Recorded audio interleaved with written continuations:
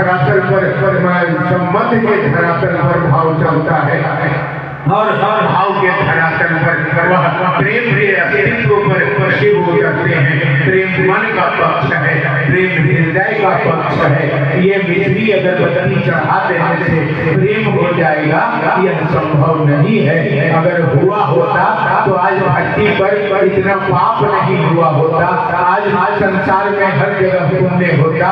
पैसे कम खर्च नहीं कर रहे हैं हम लोग, जग कम नहीं करवा रहे हैं, बाबा पर वचन कम नहीं हो रहा है, पूजा पाठ कम नहीं हो रहा है, जग प्रवचन छठ एकादशी सोमवारी कम नहीं हो रहा है, लेकिन हर दिल में कंस बैठा हुआ है, हर मन में राक्षस बैठा हुआ है। आखिर इसका पतन क्यों नहीं हो रहा है? क्योंकि इन चीजों से मन के तल पर उतरी विकृतियों पर कोई प्रभाव पड़ने वाला नहीं है। जब तक मन के तल पर उसको ठोकर नहीं दिया जाएगा, तब तक वह मन में लगे इस विकारों से मुक्ति पाना संभव नहीं है। इसीलिए किसी गुरु ने कहा है कि गुरु शिष्य कुम्हार दो, गढ़ी गढ़ी काटे कोट, अंदर देख सहार है, बाहर मारे चोट। वह अंदर से सहारा देता है, बाहर से चोट मारता है और मेरे मन के तल पर लगे तमाम संकीर्णताओं को धोता है, मन को स्वस्थ बनाता है, मन को ईश्वर के लायक बनाता है। और जब यह मन ईश्वर के लायक हो जाता है तो वह व्यक्ति इस शरीर में ही मोक्ष और मुक्ति प्राप्त करने का रास्ता प्रशस्त कर लेता है। फिर उसे 84 लाख दुनियों में भटकने की जरूरत नहीं पड़ती है, जगत के विभिन्न आकर्षणों में जाने की जरूरत नहीं पड़ती है। इसलिए मेरी बहन, मेरे भाई, जागो, अब सोने का वक्त नहीं है, अब जागने का वक्त है। जागना मन के तल पर है, जगाना मन के तल पर है। इसके लिए हम लोग जागरण भजन भी गाते हैं, लेकिन समझते नहीं है। जागा जागा महादेव, जगागा महादेव, यह जागरण भजन मन के जगाने का भजन है। मन को जगा दो महादेव, मन के अंदर शिव का भाव जगा दो महादेव, मन के अंदर जीव का भाव को मारो महादेव और शिव का भाव जगा दो महादेव। यह भाव आपके दिल के अंदर मन के धरातल पर उत्पन्न होने के दिशा में ही आप शिव हो चलेंगे।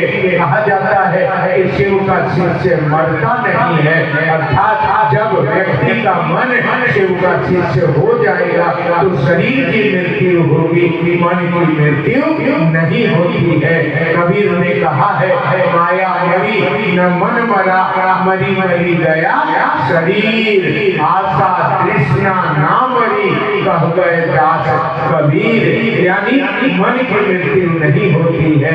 मन में अगर मेरा शिव महादेव मेरा है, मैं शिव का शिष्य हूँ, यह भाव अगर जिंदा रह जाए तो हमारी अपनी मृत्यु नहीं होगी, हम वापसी की यात्रा कर लेंगे, आत्मा परमात्मा को प्राप्त हो जाएगा। इतना सहज विधा इस कलयुग में वरेण्य गुरु भ्राता के द्वारा ईश्वर प्राप्ति की विधा दी गई है। इस ईश्वर प्राप्ति की विधा में मानसिक यात्रा में हृदय के पक्ष में हर गुरु बहन को, हर गुरु भाई को साथ देना है और लोगों को भी इस क्रियात्मक पक्ष के बारे में बताना है, ताकि लोग यथार्थ में शिव के शिष्य हो और शिव उनके गुरु हो पाए। इस दिशा में खुद भी चलना है, लोगों को भी चलाना है।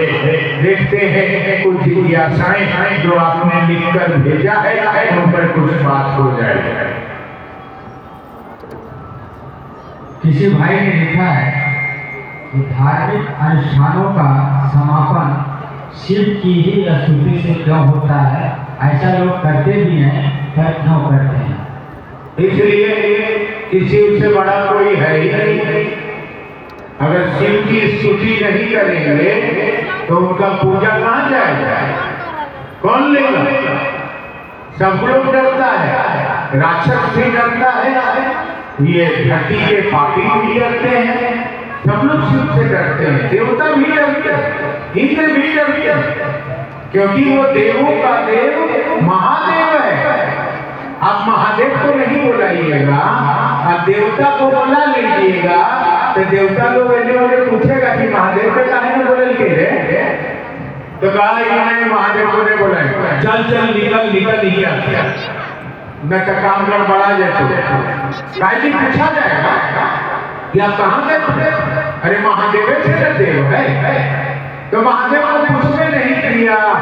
देवता का लंबा लंबा मंत्र पढ़ रहा है, तो इसका संपुष्ट कैसे होगा?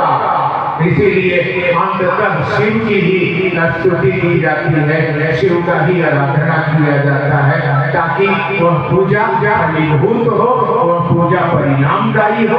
बिना शिव का पूजा फलीभूत और परिणामदायी होने वाला नहीं है।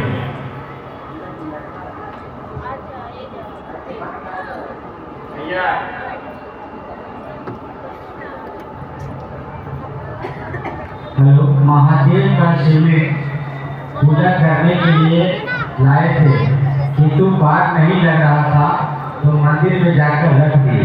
दूसरा शिवलिंग को अपने घर ला सकता है। फिर कोई आएगा कहेगा फिर तक रख दीजिएगा ना, आप तो दूसरे के घर पर हम अभी आपको इतना बढ़िया महादेव की दया से बात बताए, इसमें कोई दूसरा आदमी है? आप हैं और आपका हृदय है, आप हैं और आपका महादेव है। दूसरा का बात का सुनते हैं आप? कोई दूसरा आदमी आपको शिव का शिष्य बना ही नहीं सकता है। आपको आपका आप ही शिव का शिष्य बना सकते हैं।